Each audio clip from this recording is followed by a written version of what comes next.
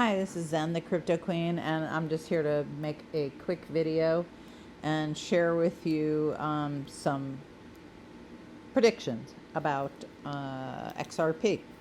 This is not financial advice, simply sharing where I look, what I'm doing, and this actually is an article from July 31st, but that's okay because it's just as relevant now, and we can take that timing of the next 4 to 7 months and just figure it out from there, okay?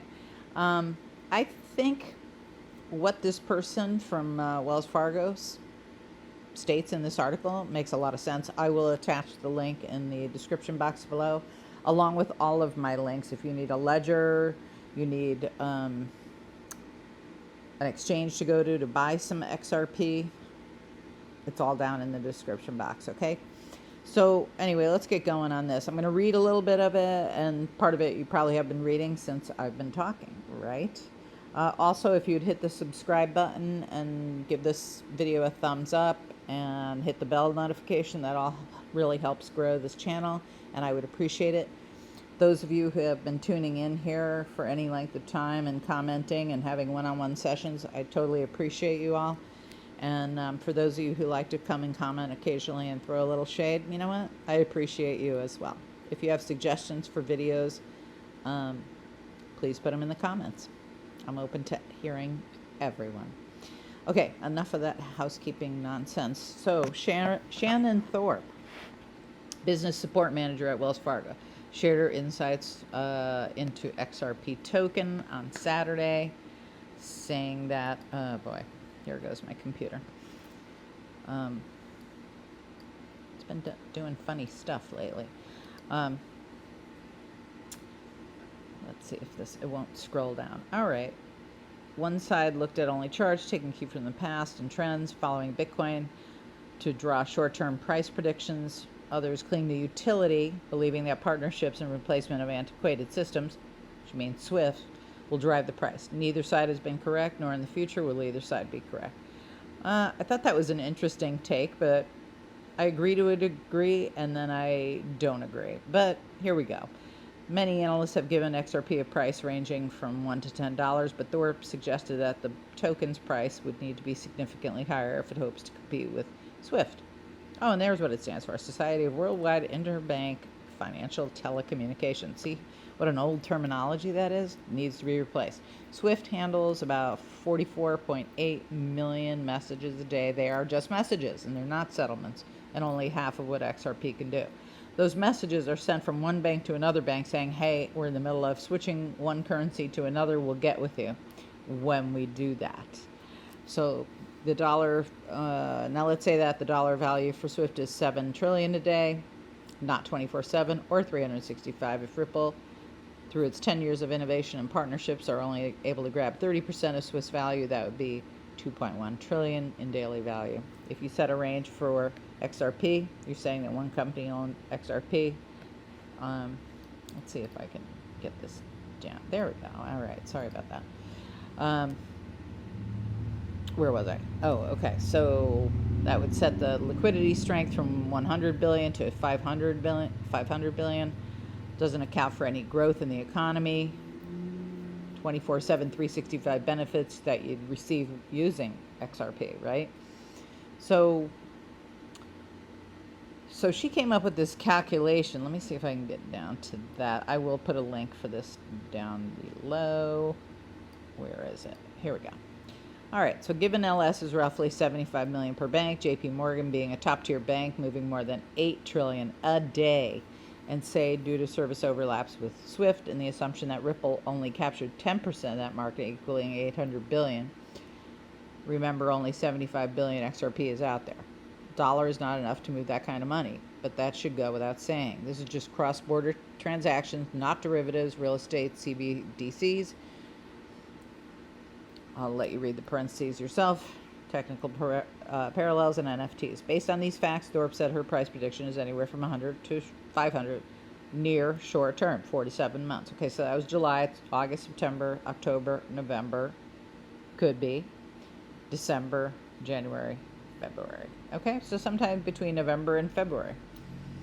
That's coming up quick. It all boils down to LS. If XRP is at $100 at a supply of, say, only 50 billion, that makes an LS of 5 trillion.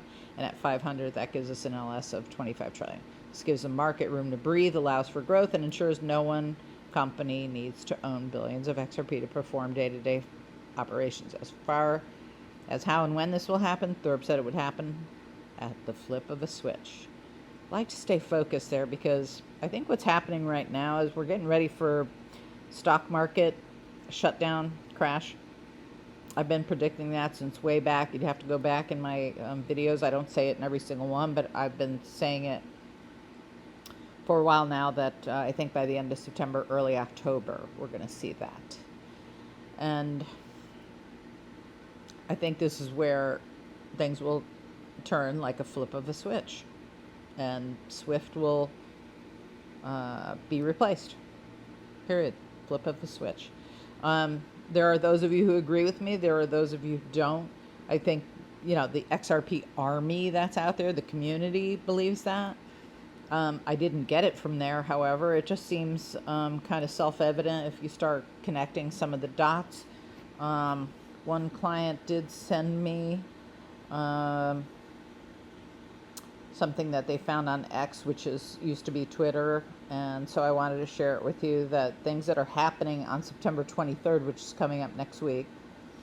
Actually, I think we're on the 19th, yeah, so in 5 days. What is that, Friday or Monday? I'm not sure. I don't want to take a look at it. Let's see. Here we go. That's actually Saturday. Okay, so anyway.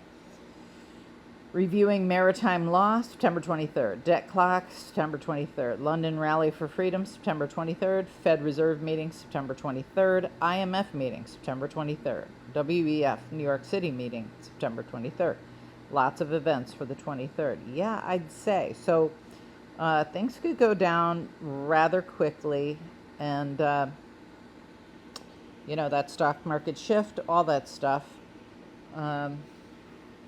All of it can take place really quickly, and life can change on a dime. We all know that.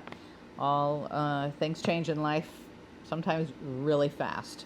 So just wanted to get you prepared for that. If you're in the middle of trying to figure out what you need to do in life, probably one of the better things to do is take a look at what cryptocurrencies you think are going to make it, because a lot of them are just going to go away, okay? I'm going to give you my opinion. It's opinion only. It is not financial advice, just simply sharing. I think Bitcoin, Ethereum, probably Litecoin, XRP, XLM, Quant, XDC, a handful of others. Let's take a look over here. Oh, shoot. My computer is really seriously needs a workup. Okay, let's see. What do we have here? Over here. Sorry, I have to use an external mouse sometimes. Yeah, Bitcoin, Ethereum, Tether, of course, that's a stable coin. BNB, yeah. XRP, yes. I think Cardano will be amongst it. Doge, Solana, Tron, DOT, probably Matic, Litecoin. I'm just making experienced guesses here. So you'll have to do your own research on coins. Shiba Inu probably will not go away real soon. Link, XLM is right there. Monero probably will do okay too. Binance USD, I don't know. I don't trust Binance USA, to be honest. HBAR, I think will be okay. VET, I think will be okay. Quants that listed there, Algo for sure, XDC. Yeah, those are the ones that I'm banking on. I'm sure there probably will be a handful of others, but I don't see all this. Mana could be good too. Pax Dollar, Pax Gold, sure. Tether Gold, yep. There's a lot of these though that I think might go away. IOTA, MIOTA, I think that they'll be around. But, given a world where we have 10,000 coins in here, I think a lot of them are just going to go by the wayside when that switch is flipped. And that'll be that. But let's go back here for a second. Okay. I'm just going to go back to as far as how and when this will happen. Thorpe said it would happen at the flip of a switch. And I'm going to wrap it right there. Thanks so much for being with me. I love you all. And if you have questions or want a private one-on-one session, please email Zendevin, that's ZENDEVIN @gmail.com. Please only put the word crypto in uppercase letters, CRYPTO, that's it, okay? And then ask me your questions or tell me times, dates that you are available. I take payment via PayPal, preferably Venmo or Zelle though. And I am in East Coast time zone usually. Please tell me your time zone so that we don't get confusion over that, and we'll set something up, okay? Thanks so much, and I'll catch you on the next video. Ciao for now.